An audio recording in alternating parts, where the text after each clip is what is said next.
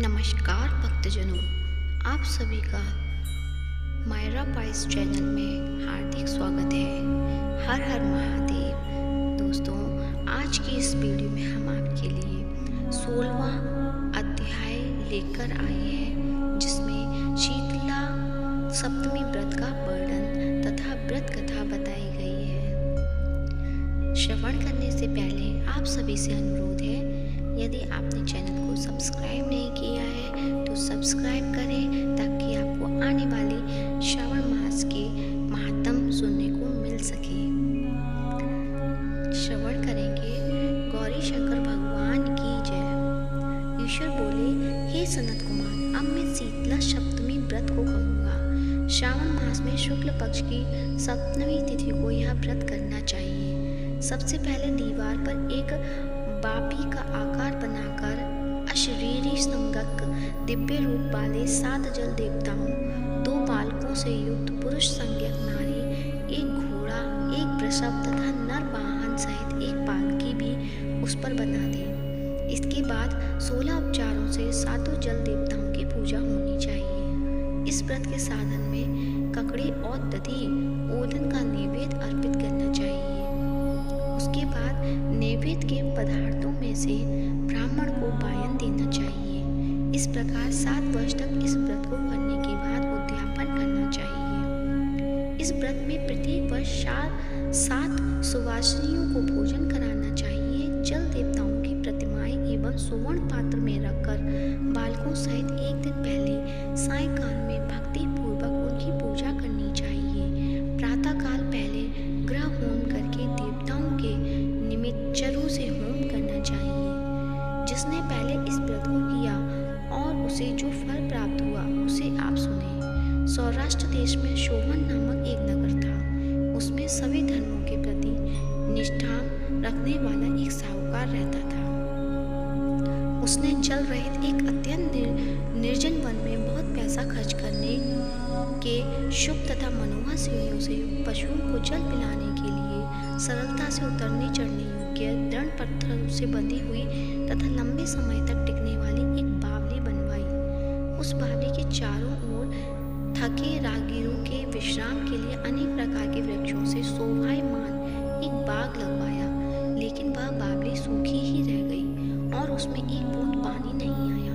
साहूकार सोचने लगा कि मेरा प्रयास व्यर्थ हो गया और व्यर्थ ही धन खर्च किया। इसी चिंता में विचार करता हुआ वह साहूकार रात में वहीं सो गया। तब रात्रि में उसके स्वप्न में जल देवता आए और उन्होंने कहा कि हे धनत, जल के आने का उपाय तुम सुनो। यदि तुम हम लोगों के लिए आदर पूर्वक अपने पौत्र की बलि दो तो उसी समय तुम्हारी यह बावली जल से भर जाएगी। यह सपना देख साहूकार ने सुबह अपने पुत्र को बताया। उसके पुत्र का नाम द्रविड़ था और वह भी धर्म कर्म में आस्था रखने वाला था। वह कहने लगा, आप मुझ जैसे पुत्र के पिता हैं। यह धर्म का कार्य है, इसमें आपको ज्यादा विचार ही नहीं करना चाहिए। यह धर्म ही है जो स्थिर रहेगा और पुत्र आदि सब नश्वर है। अल्प मूल्य से महान वस्तु प्राप्त हो रही है, अतः यह क्रय अति दुर्लभ है। इसमें लाभ ही लाभ है। शीतांशु और चंडाशु ये मेरे 2 पुत्र हैं। इसमें शीतांशु नामक जो ज्येष्ठ पुत्र है, उसकी बलि बिना कुछ विचार किए आप दे दें। लेकिन पिताजी, घर की स्त्रियों को यह रहस्य कभी ज्ञात नहीं होना चाहिए। उसका उपाय ये है कि इस समय मेरी पत्नी गर्भ से है और उसका प्रसव काल भी निकट है, जिसके लिए वह अपने पिता के घर जाने वाली है। छोटा पुत्र भी उसके साथ जाएगा तो तात उस समय यह कार्य निर्विघ्न रूप से संपन्न हो जाएगा। पुत्र की यह बात सुनकर पिता उस पर अत्यधिक प्रसन्न हुए और बोले, हे पुत्र, तुम धन्य हो और मैं भी धन्य हूँ जो कि तुम जैसे पुत्र का मैं पिता बना। इस बीच सुशीला के घर से उसके पिता का बुलावा आ गया और वहाँ जाने लगी। तब उसके ससुर तथा पति ने कहा कि यह ज्येष्ठ पुत्र हमारे पास ही रहेगा, तुम इस छोटे पुत्र को ले जाओ। इस पर उसने ऐसा ही किया। उसके चले जाने के बाद पिता पुत्र ने उस बालक के शरीर में तेल का लेप किया और अच्छी प्रकार स्नान कराकर सुंदर वस्त्र व आभूषणों से अलंकृत करके पूर्वा शास्त्रा तथा षठ विशाख नक्षत्र में उसे प्रसन्नतापूर्वक बावली के तट पर खड़ा किया और कहा कि बावली के जल देवता, इस बालक के बलिदान से आप प्रसन्न हो। उसी समय वह बावली अमृत तुल्य जल से भर गई। वे दोनों पिता पुत्र शोक व हर्ष से युक्त होकर घर की ओर चले गए। सुशीला ने अपने घर में तीसरे पुत्र को जन्म दिया और 3 महीने बाद अपने घर जाने को निकल पड़ी। मार्ग में आते समय वह बावली के पास पहुंची और उस बावली को जल से भरा हुआ देखा तो बहुत ही आश्चर्य में पड़ गई। उसने उस बावली में स्नान किया और कहने लगी कि मेरे ससुर का परिश्रम व धन का व्यय सफल हुआ। उस दिन श्रावण माह के शुक्ल पक्ष की सप्तमी तिथि थी और सुशीला ने शीतला सप्तमी नामक शुभ व्रत रखा हुआ था। उसने वहीं पर चावल पकाए और दही भी ले आई। इसके बाद जल देवता का विधिवत पूजन करके दही भात तथा ककड़ी फल का नैवेद्य अर्पण किया तथा ब्राह्मण को वायन देकर साथ के लोगों के साथ मिलकर उसी नैवेद्य अन्न का भोजन किया। उस स्थान से सुशीला का ग्राम 1 योजन की दूरी पर स्थित था। कुछ समय बाद वह सुंदर पालकी में बैठे दोनों पुत्रों के साथ वहां से चल पड़ी।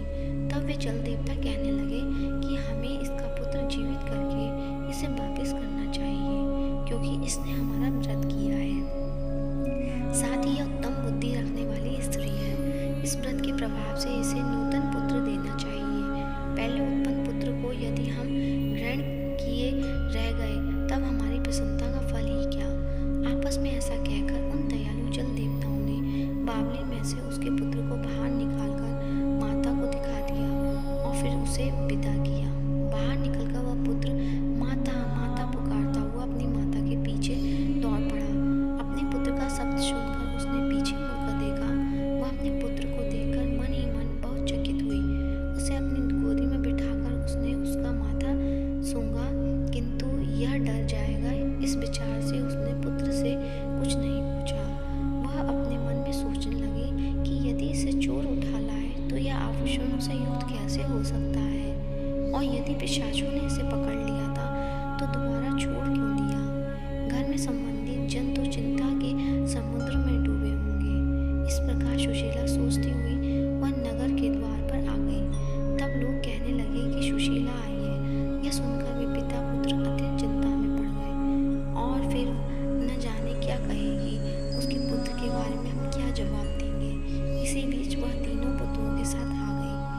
तब ज्येष्ठ बालक को देखकर सुशीला के ससुर व पति घोर आश्चर्य में पड़ गए और साथ ही बहुत आनंदित भी हुए।